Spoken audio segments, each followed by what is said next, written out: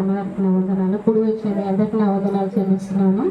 నా సాక్ష్యం ఏంటంటే మేము అన్యులుగానే ఉన్నాము.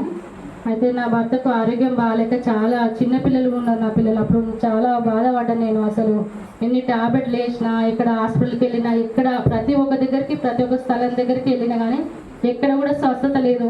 మనుషులు అయితే మమ్మల్ని ఇట్లా దగ్గరికి వెళ్ళి వస్తారు కూడా దూరం పోయారు. అంత అవమానపడ్డా. నేను చాలా మనుషులతో కూడా చాలా అవమానపడ్డా. ఎవరు కూడా మా దగ్గరికి రాలేరు, దగ్గరికి తీయలేరు కూడా.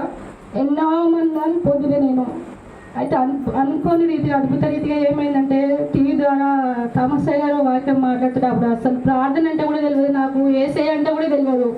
అప్పుడు మరి వాక్యం ద్వారా మాట్లాడుతున్నప్పుడు అలాగే ఊళ్ళో సాంతాత అని ఉంటాడు. ఆ తాతకి ఇప్పుడు హెల్త్ బాగాలేదు కానీ ఆ తాత వచ్చి పొద్దుమికంగా వచ్చి ప్రేయర్ చేసిపోయేది. అసలు ఈయన ఏంది ఇట్లా వచ్చి ప్రేయర్ చేస్తున్నాడు మా ఇంట్లో, ఇది పెద్ద సుత్తి అట్లా అనుకునేదాన్ని. అసలు నాకు దేవుని గురించి తెలియదు కాబట్టి నేను అట్లా అనుకున్నా. అసలు ఈయన ఎందుకు వస్తున్నాడు, ఏమైంది అంత ఇక సాగదీసి మాట్లాడిపోతాడు అనుకునేదాన్ని. కానీ తాత ప్రార్థన వాళ్ళను మరి ఎట్లా దేవుని చిత్తం ఏమైందో మా పట్ల. కానీ నేను ఒకటే ప్రార్థన చేసుకుని వచ్చిరాని ప్రార్థన, దేవుడా నువ్వు నిజమైన దేవుడు అయితే నా భర్త విషయంలో. మరి డాక్టర్ ఏమన్నారంటే అసలు ఈ వ్యాధి తక్కువ కాదు, ఇక వేస్ట్ ఇన్ని రోజులు ఉన్నా మందులు వాడాలి అని చెప్పారు.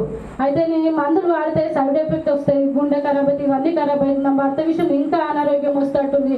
దేవుడా నువ్వు నిజమైన దేవుడు అయితే నా భర్త విషయంలో సహాయం చేయండి, కేవలం నీ నామమైన భర్తకు టాబ్లెట్ కావాలని గట్టిగా ప్రార్థించుకున్నప్పుడు అద్భుత రీతిగా దేవుడు టాబ్లెట్లు అన్ని 7 సంవత్సరాలు మేము దేవుడిని నమ్ముకొని అప్పటి నుండి మొదలుకొని ఇప్పటి వరకు నా భర్తకి ఎలాంటి టాబ్లెట్ కూడా లేదు. దేవుడే శక్తిని బలాన్ని ఇస్తున్నాడు.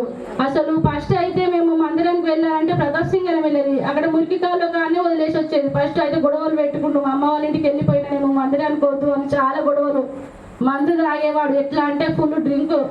అసలు గొడవలు అంటే ఇక చెప్పలేము. నా ఇళ్ళకి వెళ్ళి వెళ్ళగొట్టేవాడు, బట్టలు జారి నువ్వు వెళ్ళిపో నాకు వద్దు అని అనేవాడు. కానీ అనుకోని రీతిగా, అద్భుత రీతిగా దేవుడు నా భర్తను మొత్తం మార్చిండు, శాంతి సమాధానం దయచేసిండు. అసలు అప్పుడున్న లింగం ఇప్పుడున్న లింగం అంటే అసలు ఎవరు నమ్మరు. అప్పుడు ఎంత మంది తాగి రోడ్ల పొంటి తూలుతూ తిరిగేవాడు, కానీ నా దేవుడు నాకు సమస్తం చేసిండు. అసలు మాకు ఒక బాత్రూమ్ కట్టుకున్నంత స్థితి కాదు, కానీ దేవుడు మాకు పెద్ద గృహాన్ని ఇచ్చిండు. అద్భుత రీతిగా ప్రతి ఒక్క విషయంలో సహాయం చేస్తున్నాడు. ఆరోగ్య విషయంలో, ప్రతి ఒక్క విషయంలో, పిల్లల విషయంలో కానీ ఇంట్లో సమస్తం దేవుడు ఇస్తున్నాడు. దేవునికి సమస్త మహిమ చెల్లును గాక. ఆమేన్.